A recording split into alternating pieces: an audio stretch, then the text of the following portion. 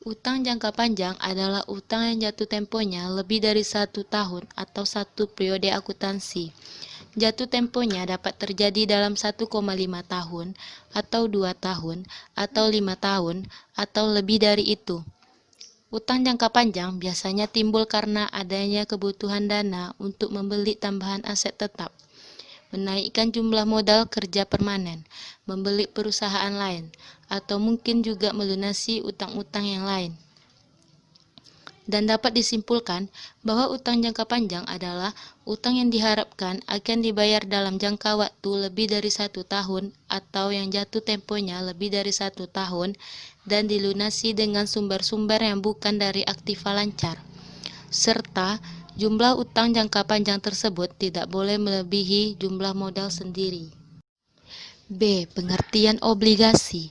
Obligasi adalah sekuritas hutang yang dikeluarkan oleh perusahaan dan lembaga pemerintah untuk menjamin sejumlah besar modal atas dasar jangka panjang.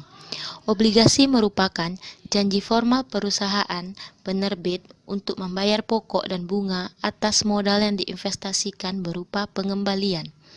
Surat obligasi merupakan surat pengakuan utang pihak yang mengeluarkan pada pihak yang membeli atau investor.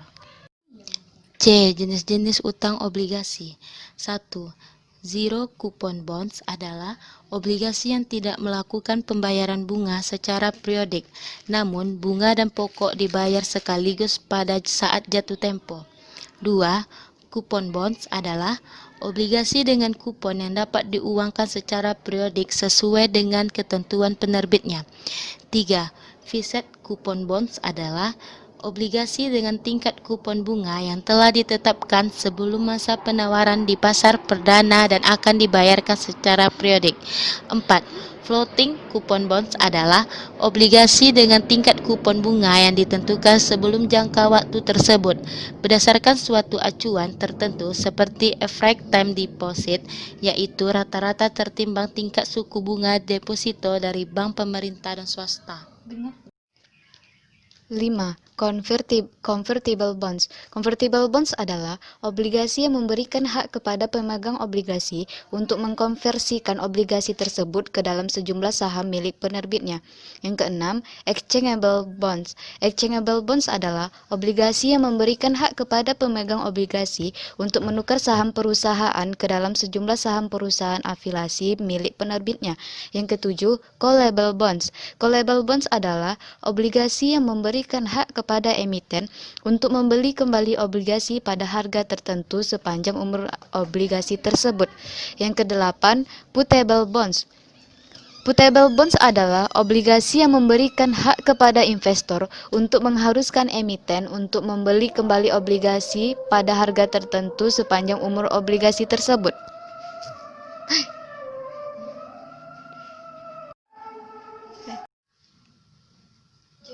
Contoh perhitungan bunga berjalan dan pencatatan obligasi sebagai berikut. Nona Risa Fadila membeli obligasi PT Hartamin pada tanggal 1 Mei 2005.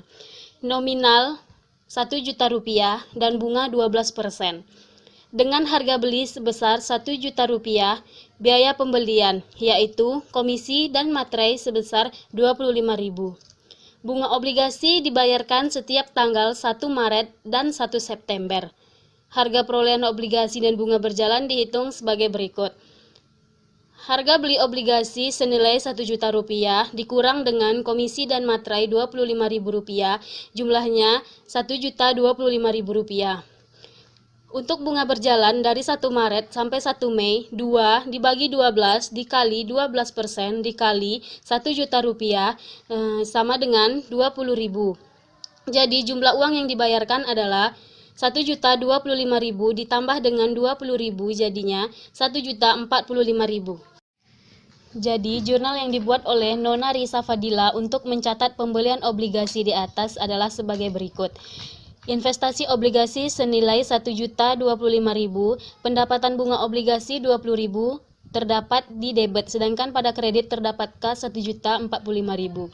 Dalam jurnal di atas, rekening pendapatan bunga obligasi didebit dengan jumlah 20.000, yaitu bunga berjalan yang dibayarkan kepada penjual obligasi, sehingga pada tanggal 1 September 2005, yaitu termasuk tanggal pembayaran bunga yang akan dibuat jurnalnya sebagai berikut. Kas pada debit 60.000 dan pada kredit terdapat pendapatan bunga obligasi senilai 60.000. Perhitungan bunga sama dengan 6 dibagi 12 dikali 12% dikali 1 juta rupiah sama dengan 60.000.